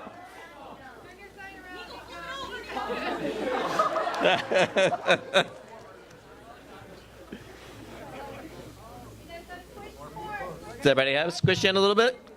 Other way, like that side move this way, this side move that way. There we go, there we go. This way, this way, this way, this way. Joseph, move this way. Ryan, there we go. Now, seniors, you are ready to carry your yard sign home and wear your stole at commencement as a symbol of your important transition to adulthood and a sign of your achievement. Congratulations, everyone in the class of 2023.